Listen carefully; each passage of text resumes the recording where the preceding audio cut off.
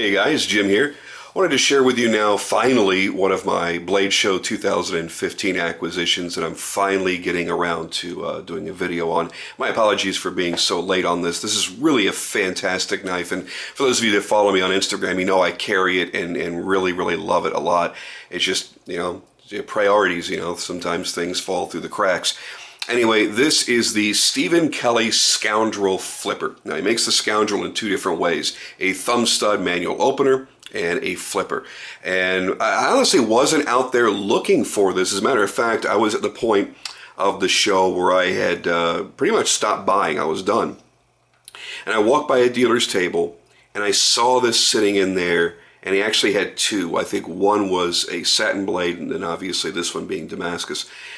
And I kind of went nuts, and for the price, which was right around, I want to say it was right around $600, if memory serves, I just couldn't say no to it. It's just an incredible little knife.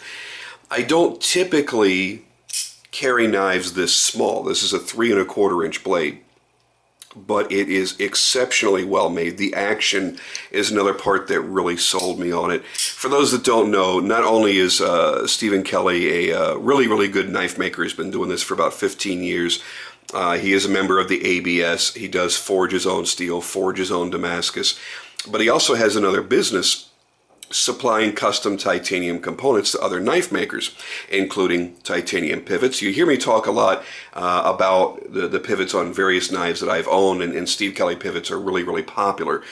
He also does the lock bar over travels and things like that, but he also does his own bearing system. So we're seeing 3 of his unique creations in this knife right here. We're getting the pivot, we're getting the lock bar over travel, the lock bar stabilizer, and it's going to have his cage bearing system inside, which works really, really well.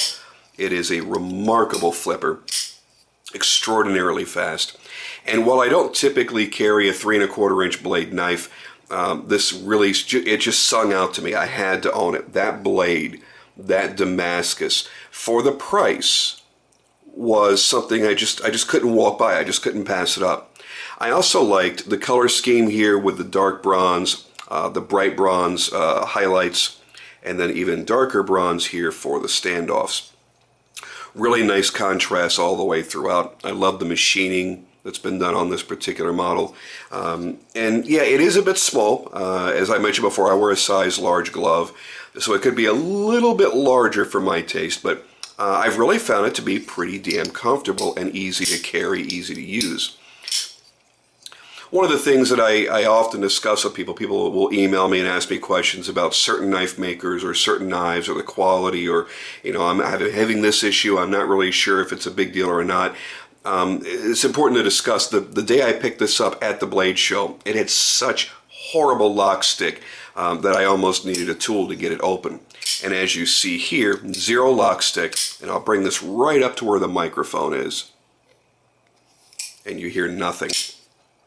Within 2 days, it just worked itself in, broke itself in, and sometimes that's all a knife needs. Sometimes it just has to break in and let those parts kind of mate together.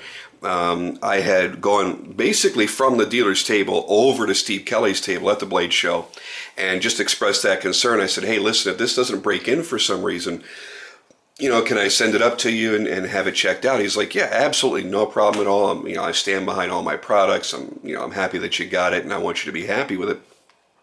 And I never had the need to do so. It broke in perfectly, and I've been carrying it ever since. This goes in my pocket at least once or twice a week. And that may not sound like a lot, but I have a lot of knives to cycle through.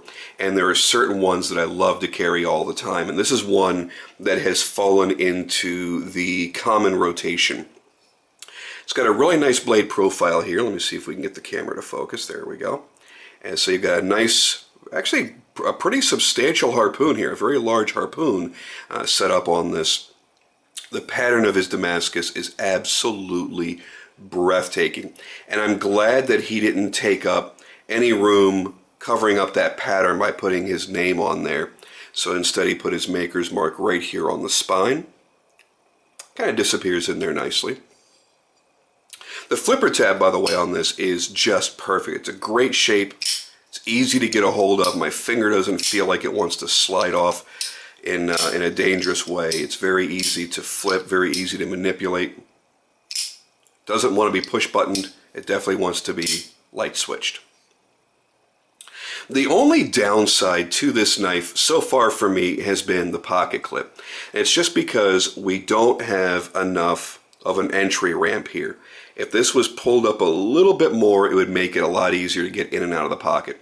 With jeans, 9 times out of 10 I can get it in there. Sometimes I do have to pull it open. But with a pair of shorts, I cannot do it. I cannot get this into a pocket. I do have to use a second hand to open up the clip. That's kind of a pain in the ass. So basically I'm just going to unscrew it, take it, wrap some masking tape around it so I don't scratch it up, and just give it a quick little bend, and everything should be good. I've just never gotten around to doing it. And I didn't want to do it before I did the video, because it's only fair to show what the maker has made. Not, I mean, if I would have screwed it up somehow, I don't want to put that on camera and people think that's what the maker did. Because when it comes to doing stuff with my hands, I'm not really all that great. So at least I know if I screwed up too badly, I can probably just buy another one from him. But overall, it's been a real pleasure to carry. It's lightweight, it's compact, but it still feels like it has the usefulness of a much larger knife. Everybody that's picked it up has been commenting about how great the action is. I've had a chance to do some, small get-togethers with other knife lovers, and I like to bring a selection of my knives, and this one is always in there. And people go, wow, that's a nasty little flipper, man. That thing's a little rocket. And it really is, and I think that's half the fun of owning it. I kind of look at it sometimes and go, is this one maybe that I want to trade off to step up into something a little bit more expensive or a little bit fancier or this or that? And every time I pick it up, I go, no. It's a shitload of fun to play with. It's got a beautiful Damascus blade. And I like taking away the fact that it's got Damascus, I like the overall simplicity and almost utilitarian look of the design. So yeah, this is probably one that is going to stay in my collection for a good long time. I just don't see a real need to, to get rid of it. It's a fun carry knife. I do have a lot of other small knives now and lightweight knives that I've been using for like shorts carry. Now that I'm living in Dallas, Texas, it's, oh Jesus, oh God, oh yeah, you got to wear shorts a lot. It's friggin' hot here. So I'm always looking for something smaller or lighter weight to put in there so it's a little bit easier to carry. And this is a really great choice. It's not as lightweight as many other knives I've had in this size because he is using pretty thick slabs of titanium here. And I don't believe, I never really looked. I'm going to look right now though. Yeah, he has not skeletonized pockets out of the interior, so you're getting the full weight of the titanium frame. But actually, I mean, it feels nice. It's got a nice substantial feel to it.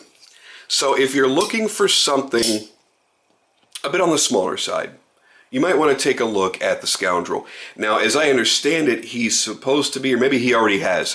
By now, he may already have done so. But it was my understanding there was going to be a collaboration where Boker would produce a production version of his thumb stud opener. Not the flipper, but the thumb stud opener. So, I mean, maybe it's already out. I really don't pay attention much to production knives lately. It's just not my bag. So that could already be out. And check it out. And if you like the size and you like the way that it feels, that might be a good introduction before you drop, $500, $600, $700, $800 on one of the full customs. For me, it's nice to have the custom because it's being made by somebody who's been recognized for years as being, a superior bladesmith, being a member of the ABS, the American Bladesmith Society. You know that he's had to pass certain tests. He's had to produce knives and had them critiqued and forge his own steel in his own forge. So you know that the skill level is there. You know that if you order something through him, or if you buy something from a dealer online where you can't touch it and feel it and hold it before you pay for it, you're going to get a great degree of quality because he has proven himself. And I mean, there's not a person out there in the industry, not another maker out there that would say a bad word about Stephen. He's an incredible individual, and obviously with the components that he manufactures for other makers, with the pivots and the over travels and whatnot, he's pretty widespread in the industry, and pretty much everybody knows who he is. But honestly, you don't see a lot of chatter about his individual knives on, on forums and Instagram and whatnot. And I don't know why. Maybe it's because he's not making a lot of knives. Maybe he doesn't have the time to make as many as he used to. I don't know. But I think that he is one of the really, really solid, reliable makers that's consistent in the quality from knife to knife. I've only held maybe 7 or 8 knives that he's made, and every one has been this good or better. And it's nice to know that you're able to do that for what is somewhat affordable in price. Again, if you're one of the trolls that's watching the video that's only spent 20 bucks on a knife, don't give me shit about, how can you call $600 affordable? I'm talking about custom knives in this range that would normally be $700 to $1,300, $1,400 in Damascus. This, in that comparison, in my opinion, creates a pretty sharp value. Because if I got this from a dealer for around 600 bucks, that means you probably could have gotten it direct for around $500. And I think that's a solid deal in comparison to other knives of equal quality. I hate having to put fucking disclaimers out here, but the trolls in the comment section are just getting worse and worse and worse to the point where I'm almost ready just to turn the comments off on every video. It's just getting tiresome having to explain to somebody that's never owned nothing more than a cheap folding knife from a gas station why anybody would spend more than $20 on a knife. I've gone through it. I've made videos just about that subject, and yet they still pop up. So when I say it's a great value, you have to put it in relative comparison to other knives of the same quality. And yeah, I think it's a damn good value. There are not many makers out there that are offering this level of quality and that incredible action in Damascus for under 800 bucks. And I think even 800 bucks would be kind of hard to find these days. So if you come across any, definitely jump on it. If you see a design that you like, you see a blade that you like, definitely jump on it because the quality's going to be there. Sometimes we're a little bit iffy. We're ordering online in many cases, whether we're doing a purchase or a trade from another collector, we're buying from a dealer online. It can really be tough. It can be challenging. There have been a lot of times that we bought knives and got it and went, oh, well, that falls short of my expectations. Now you're stuck with it.